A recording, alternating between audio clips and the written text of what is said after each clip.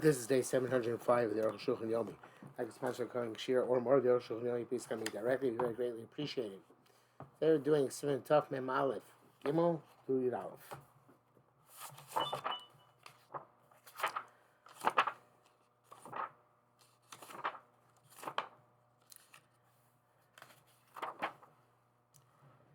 Show. Don't ask. That's what posting I feel about Giras Mon Achar Pesach. According to most of posting,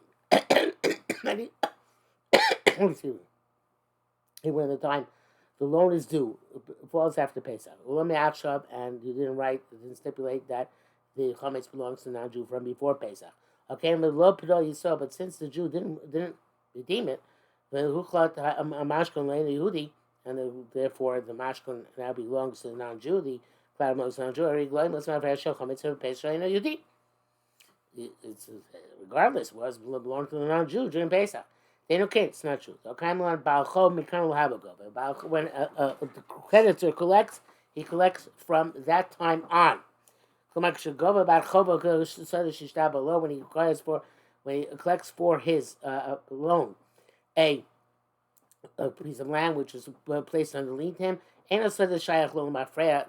land does not belong to him retroactively from the time loan, but rather for the time that when the time of the default takes place.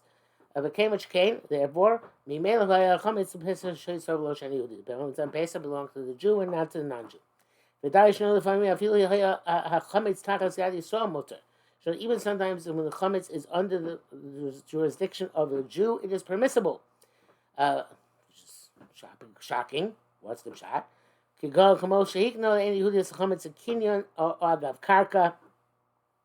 as when he bestowed ownership on the non-Jew on the chametz through a kinyan or which usually means a kinyan chalifin, or as part of a deal which involved real estate, and you're allowed to do agav works from its outline for movable objects.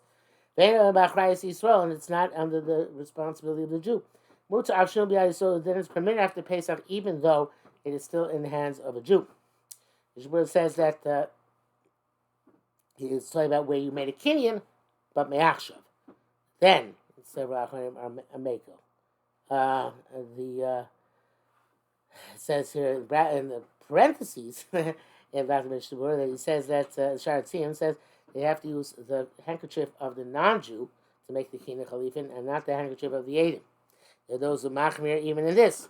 Sharat Tziyim says nevertheless the Shas of Chak you can be lenient. So the Arukh HaShulchan seems to be lenient regardless. It came dikahetzer mitzvah me'achshav. Well, the Arukh HaShulchan didn't specify it's me'achshav. The Shabur did, but now it seems that the Arukh HaShulchan also specifies me'achshav. Okay? Came dikahetzer mitzvah me'achshav. L'chein afilu below inyan hava mashkon. So even without the idea of a loan on a collateral, going shom al Yehudi, just if he simply said to non-Jew, if I don't do something for you on Nisan until the end of Nisan, chametz should be his retroactively. From today, right, retroactively. And the chametz is under the jurisdiction of the non-Jew. If he has and the time came he didn't do what he was supposed to do, have a chametz and Yehudi, so retroactively the chametz belongs to the non-Jew. It's permitted after Pesach. Mishnah Berurah says, according to many poskim, it's considered being a asmachta, a non-serious transaction. Although I thought Me'achshav usually takes care of asmachta. But here he says, unless you made the kinyan in a basin chashuv, which eliminates the problem of asmachta. And the chametz there still belongs to the Jew. And rather you have to give the chametz to the non-Jew as an absolute gift before Pesach. But you have it. If Pesach passed, so you don't have to be machmir to ask for the chametz. So he's much more stringent. No, I spoke too soon. Look at the Arukh HaShulchan says, what about the issue of asmachta? Baruch HaShmisha Simon Rei Zion, the machshav like asmachta. By machshav there is no asmachta. And now the reason it takes away the machshav usually takes away the asmachta is because if it's immediate, it has to be serious. You push something off which is not serious, but if it's immediate, it's serious. Obviously, based on chashuv also makes it serious. Man is feeling shon the rak mashko mahani machshav lo b'shari dvarim. How they're having machshava. Oh, so there is an opinion though that only by mashkon machshav is effective to eliminate brahma smachta, not by other things. That's the Mishabura said you have to come onto a base in choshev. Acharayv so by the ena yudi leika smachta. The Rebbe holds over by non-Jew there's no concept of smachta whatsoever.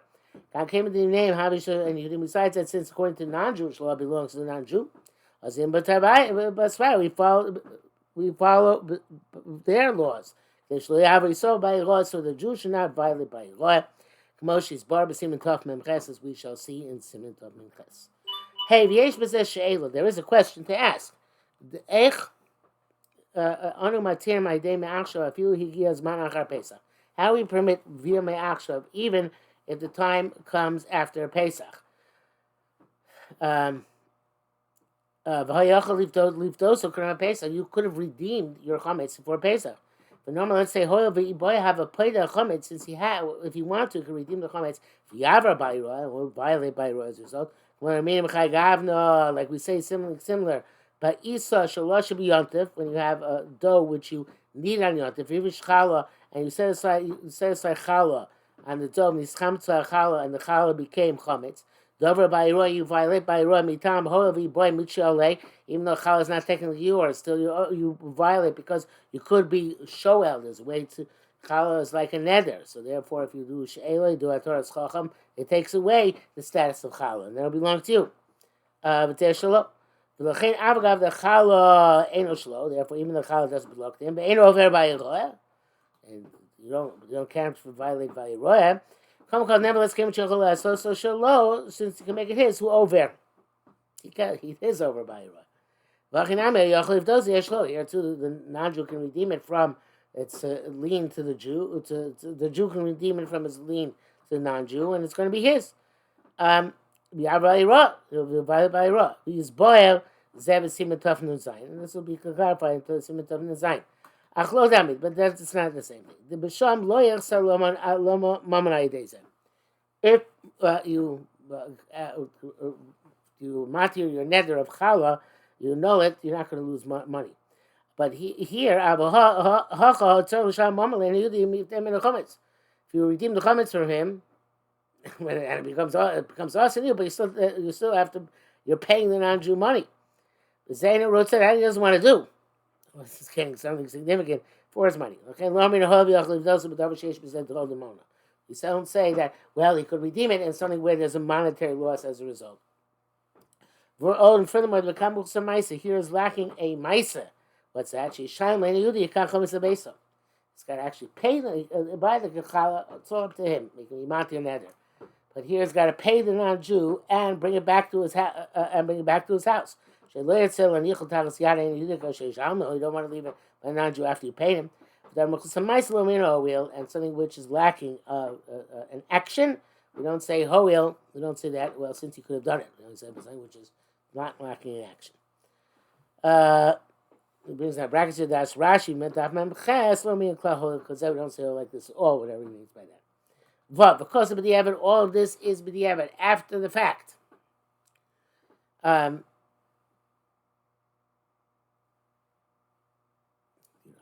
Because that's our fact.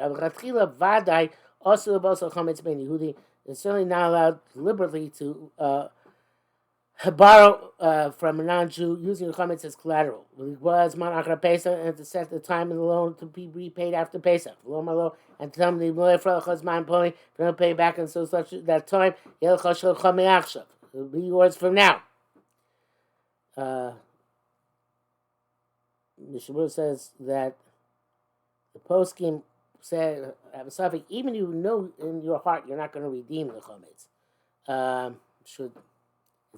Is it appropriate? He says no. Especially not going to redeem it before Pesach and dispose of it in one of the normal ways. And certainly when you have in mind to only redeem it after Pesach, it's definitely also in that the Arukh HaShulchan now applies. Now explains. Because now in Pesach it's dangling. It's a state of limbo. The chametz is as if it was reshus because the transaction has not yet been consummated. And the Kava Azman couldn't Pesach. He set the time before Pesach. Then he's have a Siba and something happened. Pesach, he was not able to repay the loans after Pesach. He doesn't have to go to great effort to redeem for Pesach. But if you deliberately set the time for after Pesach,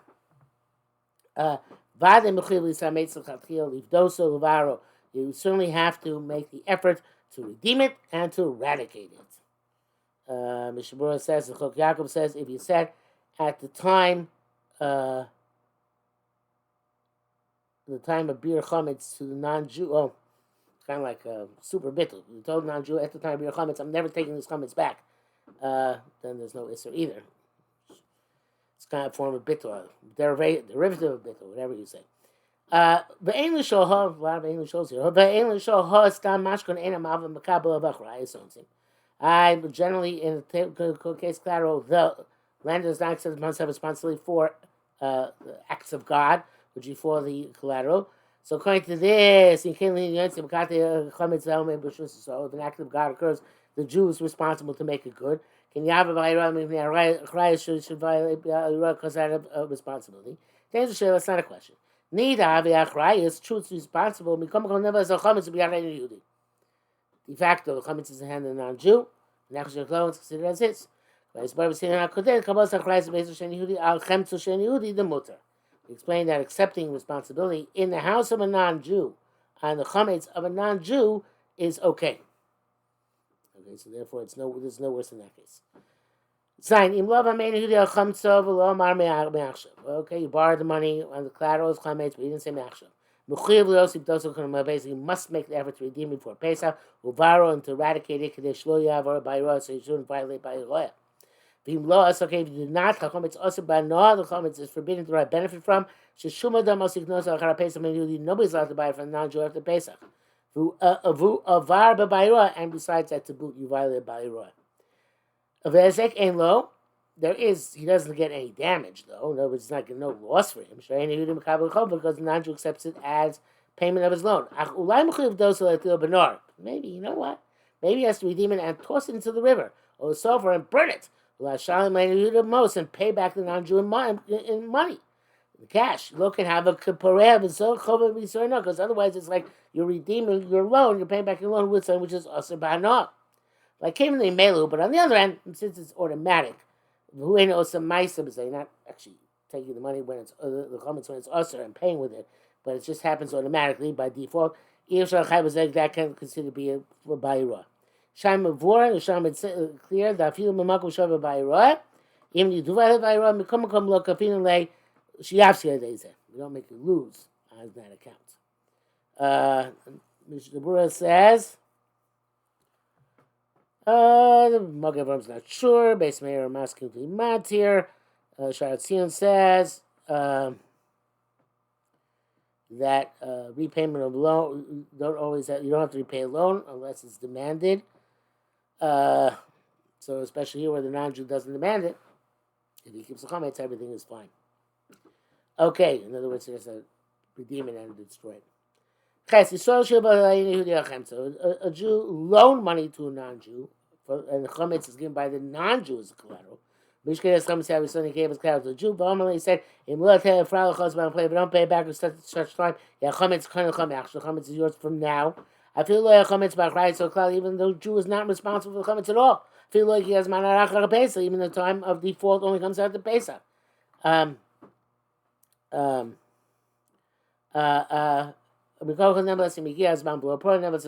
doesn't pay it back. This chametz is also by because it came retroactively clear. The chametz belongs to the Jew retroactively. Even the non-Jew's household Pesach. Such as the Jew gave it back to him for safekeeping. Doesn't do any good. It's like your chametz that you gave a safekeeping to the non-Jew. It's still also by no. But the non-Jew didn't say from now. And the responsibility is not on the Jew. Mutzah is okay. The because we hold you saw a Jew from a non-Jew, but any we saw or non-Jew from Jew, look kind of mashkin. There's no acquisition of the mashkin of the collateral. It seems that the non-Jew intends not to repay the Jew and just going to leave his chametz in his hands. No value by Raw as long as you didn't sell it to you outright. I've sold my mashkin chametz yad Yisrael chaver, but Yisrael gives chametz collateral to a fellow Yisrael. Hanif got over by Raw, the person who gets the object of safekeeping violates by Raw. Yisrael kind of mashkin. Yisrael from Yisrael acquires a collateral. Mafkid over by Raw, they're both over by Raw. We've seen this before. There's no limit to amount of people over by Raw. Test. But I show the issue showing those who say. This thing about me'achshav is by the chametz also by no that makes the chametz also by no. If it's the non-Jew giving collateral to the chametz collateral to the Jew, because now it's Pesach in on Pesach you don't have to eradicate it. I just saying because it's still in limbo, so it's still technically in the jurisdiction of non-Jew. The Shem Yivdeinu maybe we'll redeem it. Can't just manu achra Pesach because the time when default is after Pesach. Yeshua said those who argue with the Chayil Varo. You have to eradicate it. Because otherwise later on when it remains, but you transgress by retroactively. Nevertheless, if you violated your responsibility and were not mevared that chametz, or buying it to talk Pesach, so Naju comes during Pesach to redeem it, pay you, take back his chametz. With the Kamen you can take from the money, and allow him to say, go take the chametz. The law should tell him it'll be a dime as a chametz. Don't give it to him in your hands. That's forbidden. So now you should take it as own. No, it's not considered to be deriving profit from prohibited substances. Because it's redeems and names it turns out it never belongs to the Jew, it always belongs to the non-Jew. No chachmas. You have to eradicate his chametz or sell it at the time of the sale, like any other chametz. So he argues significantly. A yud v'im lomish can be out of soil. We didn't give this chametz collateral to. It not didn't give the mashkon the collateral to the Jew before Pesach. V'ayam munach l'chametz saying Yehudi and the chametz remain in the house of non-Jew. El sheshib though, you put a lien on it. The loan you fried zaman ploni doesn't pay back until such time. A chametz belongs to the Jew. That's my achra Pesach. And the time is out of Pesach. Lopro, it didn't redeem it. Mutzali lei sol yitol chametz abi shomer me'achshav. Yisrael's last day chametz, even though he said me'achshav, which means it should be his during Pesach. It came a little much less, so chametz and slow, because since he didn't take chametz into his own house, it's still non-Jew's house. The so it's really acquisition is only at the end of the loan. So we saw an acquisition can only be made for between a Jew and non-Jew by pulling the object, picking it up, pulling it. So therefore, until you actually do that, which is after Pesach, you don't violate anything because you weren't really konet. Yurav Aklashitas Rashi and V'Yordesim Shinchov. The Kinyano, the